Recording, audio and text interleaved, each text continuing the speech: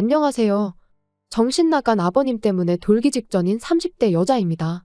아무리 그래도 그렇지 어떻게 지 시아버지더러 정신이 나갔다고 하냐, 너야말로 정신이 나간 것 같다 하시는 분들도 계시겠지만 제 사연을 들어보시면 다들 제가 왜 이렇게 극단적으로 이야기를 하는지 이해를 하실 거예요. 나이를 먹었으면 나이값을 하라는 말이 왜 있는지 제가 정말 저희 아버님을 보고선 뼈저리게 깨달았다니까요. 하긴 저희 아버님이 나이값만 못하시는 게 아니고 솔직히 남편한테 말은 못했지만 아예 인간 같지가 않을 때도 많았어요. 아무튼 이런 이야기를 혼자만 알고 있자니 기가 막히고 그렇다고 지인들한테 하자니 제 얼굴에 침 뱉기 같기도 하고 그래서 이렇게 사연을 보내니 들어보시고 한번 판단 좀 해주세요. 혹시 제가 너무하다 싶으시면 질책해 주셔도 좋고요. 일단 남편하고 저는 지인의 소개로 만났어요. 딱히 연애에는 관심이 없어서 직장과 집만 오가던 저를 안타깝게 여긴 지인이 한번 만나보기나 하라며 만들어준 자리였지요. 거절하기도 뭐하고 조금 궁금한 마음도 있다 보니 못 이긴 척 나간 자리였는데 웬걸요. 남편이랑 처음부터 대화가 너무 잘 통하는 거예요. 그래서 두 번, 세 번 만나다가 정식으로 교제를 시작했습니다.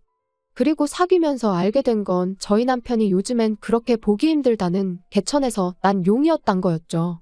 소위 깡촌이라 불리는 시골에서 나고 자란 데다가 아버님께서 남편 역할, 아버지 역할 뭐 하나 제대로 하신 게 없으셨다 보니 어머님이 농사도 지으시고 다른 집 일도 도와주시고 한마디로 실질적인 가장의 역할을 하시며 남편 뒷바라지를 해주셨다나요? 그리고 그런 상황을 일찍이 깨달은 남편은 죽어라 공부해서 소위 사람들이 말하는 출세를 한 거였고요.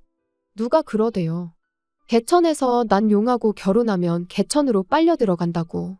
그리고 아닌 게 아니라 제가 결혼한다는 이야기를 꺼냈을 때 주변에서들 얼마나 말렸는지 몰라요. 결혼은 연애하고 달라서 남편감 하나만 보면 안 된다고.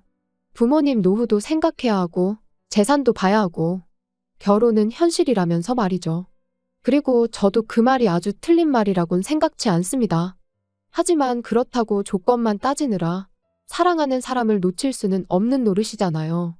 그래서 여러 사람의 만류에도 불구하고 결국 저희는 부부의 연을 맺었네요. 그런데 실은 제가 사람들에게 말하지 않은 이유가 하나 더 있는데 제가 결혼을 결심하게 된 이유에는 저희 어머님도 있었습니다. 남편에게 프로포즈를 받고 얼마 지나지 않아 처음 시댁에 인사를 드리러 가던 날이었어요. 전날 남편하고 같이 사둔 어머님 아버님 선물을 챙겨서는 이른 아침부터 4시간을 달려내려 갔는데 제가 너무 긴장을 했었는지 안 하던 참을미를 다하고 정말이지 컨디션이 말이 아니었거든요. 그리고 그런 저를 보신 어머님께선 서울 아가씨가 여기까지 오느라 고생이 많았다며 계속해서 이거 먹어라 저거 먹어라 권하시기만 하실 뿐 부엌 근처에는 아예 얼씬도 못하게 하셨습니다. 그뿐인가요? 제가 가져간 선물들을 보시고는 고맙다 잘 먹겠다. 솔직히 그렇게 비싼 것들도 아니었는데 어찌나 좋아해 주시던지 나중엔 제가 다 민망할 지경이었죠.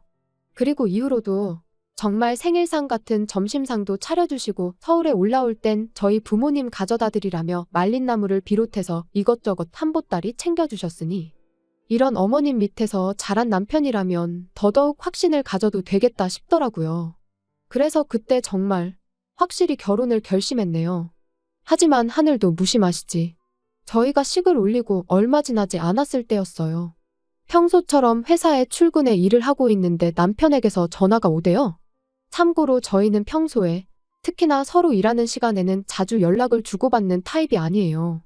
그렇다 보니 남편이라고 핸드폰에 뜬 순간 본능적으로 무슨 일이 생겼나 싶었습니다. 그리고 아니나 다를까 전화를 받으니 남편이 다급한 목소리로 지금 어머님이 병원에 계시다며 내려가 봐야 할 것 같다는 거예요. 그래서 저도 일단 회사에 반차를 내고 불이 나게 어머님이 계시다는 병원으로 향했지요. 그리고 그렇게 도착한 병원에서 보게 된 어머님의 상태는 제가 예상한 것보다 훨씬 안 좋았습니다. 의사도 저희 부부에게 마음의 준비를 하란 식으로 얘기를 했을 정도였으니까요. 그런데 그런 와중에 저희 부부를 더 힘들게 한 건 아버님이 보이신 태도였어요. 어머님이 그렇게 누워 계신데 무슨 생각이신 건지 어디서 아이스 커피는 사오셔가지고 그걸 쪽쪽 빨아드시면서 전화로 합의금은 얼마나 받을 수 있을지 여기저기 물어보고 계셨거든요. 아무리 남녀간에 정없이 자식 때문에 살았다고 해도 같이 산 세월이 있는데 어떻게 저럴 수가 있나 싶은 게 솔직히 사람 같지도 않대요. 참고로 남편에게 듣기론 아버님이 도박 문제, 여자 문제로 그렇게 일평생 어머님 속을 썩이셨는데 그럼에도 불구하고 어머님이 끝끝내 이혼을 안 하신 건 어머님이 아버님을 버리면 아버님이 그 길로 저희 남편한테 가서 행패를 부릴 게 불보듯 뻔하다고. 그래서 안 하신 거라고요. 그런데 결국 어머님만 불쌍하게 됐으니 정말 신이 있긴 한 건가 싶더라니까요. 한편 어머님은 입원한 지 6일째 되던 날 세상을 떠나셨습니다. 그리고 황당하게도 아버님께선 당연하단 듯이 저희 집에서 지내시겠다며 고집을 부리기 시작하셨죠. 네 엄마도 없는데 내가 그 시골에서 혼자 어떻게 지내냐면서요. 그런데 문제는 그 무렵 저도 남편도 말 그대로 힘이 없었어요. 그런 아버님하고 옥신각신 실랑이를 할 여유도 없었고요. 그래서 마음대로 하시라고 했습니다. 와서 계시려면 계시라고요. 그런데 그렇게 올라오신 지 한 3주나 지났나. 아버님이 정말 크게 역성을 내셨습니다. 당신이 와 있는데도 저희 둘 다 나 몰라라 하고 저희 할 일만 하는 게 싸가지가 없다면서요. 그리고 그런 아버님의 말씀에 당연히 저희가 억울할 수밖에 없었던 게 그럼 뭐 회사를 관두기라도 했어야 하나요? 게다가 아버님이 좋은 일로 저희 집에 와 계시는 게 아니고 어머님이 돌아가셔서 혼자 못 지내시겠다고 와 계셨던 건데 그런 아버님을 모시고 여기저기 놀러라도 다녔어야 하냔 말이죠. 그래서 제가 결국 아버님께 너무하신다고 한마디 했어요. 아무리 죽은 사람만 불쌍하다지만 며칠이나 지났다고 심심하다 그런 소리를 하시냐고. 어머님한테 미안하지도 않으시냐고요. 그랬더니 아버님이 말씀하시길 네 시애미가 나 때문에 죽었냐입니다. 내가 운전해서 내가 차로 받았냐면서요. 그리고 서슴없이 그런 막말을 퍼부으시는 동안 목에 핏대는 한껏 세워서 소리를 지르시는데 정말 사람 맞나 싶은 거예요. 그래서 아버님께 정말 더는 같이 못 지내겠다고 내려가시라고 했습니다. 그랬더니 안 가신대요. 죽어도 못 간대요. 가서 어떻게 사냐고 절대로 못 간다고 여기서 저희랑 평생 사시겠다고요. 정말이지 미치고 팔짝 뛸 노릇이었죠. 그런데 그때 저희 남편이 얼마 주면 가실 거냐 했습니다. 얼마를 드리면 가주실 거냐고요. 그리고 그렇게 타협한 게 매달 50만 원이에요. 50만 원씩 보내드리는 조건으로 같이 산다는 얘긴 2번 다시 안 하시기로요. 정말이지 돈 앞에선 장사 없다지만 결국 처음부터 저희랑 지내시려던 것도 어머님이 안 계신 집에서 혼자 지내실 자신이 없으셔서가 아니라 일평생 어머님한테 그러셨듯 이번엔 저희 등골에 빨대 꽂으려고 하셨던 거구나 싶은 게 소름이 끼치고 한편으론 남편이 불쌍하고 남편도 남편대로 저한테 미안해했죠. 그리고 그 일이 있고 한반년쯤 지났던 작년 가을이었습니다. 웬일로 아버님한테 문자가 왔는데 할 이야기가 있으니 빠른 시일 내에 한번 내려오라대요. 그래서 바로 그 주 주말에 남편과 시댁을 찾았어요. 참고로 어머님이 돌아가신 이후로 그때가 3번째 방문이었습니다. 처음에 내려가서는 어머님 유품 정리를 했고 2번째 내려갔을 때 이제 어머님이 쓰시던 방을 치웠죠. 사실 이때도 아버님하고 고성이 오가긴 했습니다. 남편은 돌아가신 지 얼마나 됐다고 그냥 당분간은 어머님이 쓰시던 방은 그대로 유지했으면 좋겠다. 아버님은 사는 내가 불편하다는데 네가 무슨 간섭이냐. 그래서 결국 어쩔 수 없이 저희가 정리했어요. 만약에 저희가 끝까지 안 한다고 버텼으면 저희 몰래 사람을 불러서 치우고도 남으실 분이셨으니까요. 그리고 그때 이후로 저희는 그래도 어머님이 사시던 집이니 종종 내려가서 살피고 싶었는데 아버님이 어찌나 못 오게 하시던지 그래서 이번에 내려오라고 하신 게 더더욱 무슨 일 때문인지 가늠이 되질 않았네요. 그런데 그렇게 도착한 시댁에서 저희는 생각지도 못한 상황을 보게 되었습니다. 집엔 아버님만 계신 게 아니었거든요. 웬 중년의 여성분도 같이 계셨죠. 그리고 저희가 누구라는 눈빛으로 그분을 쳐다보니 아버님께서 저희더러 새엄마랍니다. 당신하고 결혼할 여자니까 저희한텐 새엄마라고요. 기가 막히대요. 재혼도 그렇고 새엄마는 무슨 새엄마. 정말 어처구니가 없더라니까요. 그리고 몇 분이나 지났나. 남편이 한숨을 푹 내쉬더니 어머니 돌아가신 지 얼마나 됐다고 재혼이냐며 아버님한테 물었습니다. 창피하지도 않으시냐고요. 그런데 아버님은 내가 죄졌냐, 내가 왜 창피하냐 하시더니 니들이 나 데리고 살 것도 아니면서 왜 못하게 하냐고 소리를 지르시대요. 그리고 솔직히 그땐 아버님 말씀도 일리가 있다 싶기도 했어요. 진짜로 저희가 모시고 살 것도 아니고 옛말에 10명의 자식이 악처보다 못하다잖아요. 그래서 결국 재혼을 하고 말고는 아버님 결정에 따르기로 했습니다. 다만 호칭은 여사님으로 새어머니니 뭐니 그런 건 못한다고 했죠. 그랬더니 아버님도 더는 별 말씀 안 하시대요. 그리고 정확히 한 달 뒤 아버님은 여사님과 살림을 차리셨습니다. 혼인신고도 하셨고요. 솔직히 혼인신고까지 하신 걸 알고 나서는 정말 말이 안 나왔어요. 그 나이에 그냥 사시면 되지. 뭐 한다고 혼인신고까지 하셨나 싶기도 하고.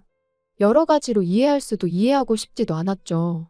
남편도 미쳤다고 노망이 난 게 분명하다며 분을 삭히지 못했고요.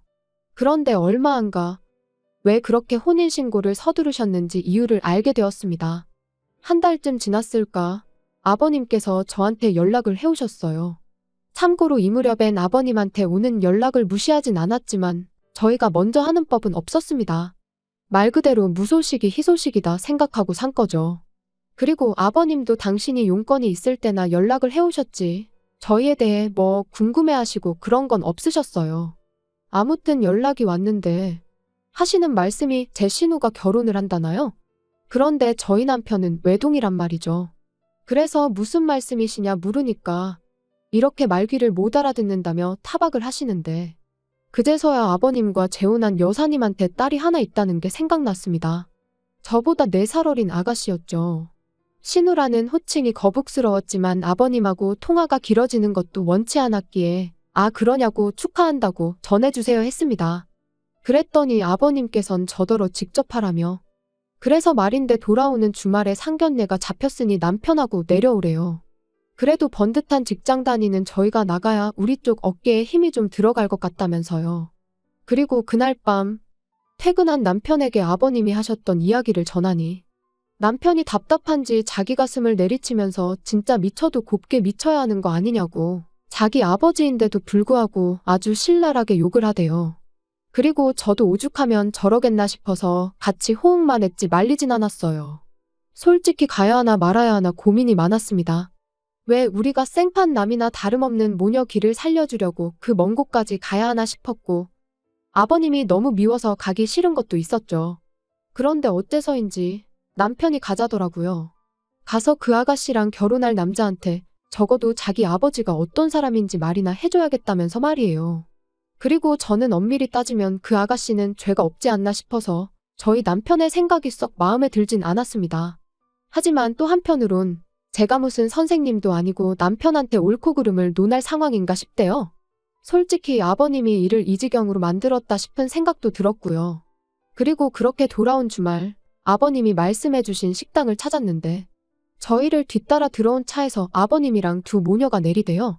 그리고 그걸 본 저희 남편이 저 차는 누구 차지 그러는데 제 기억에도 아버님은 물론이고 그 여사님도 차가 없었단 말이죠.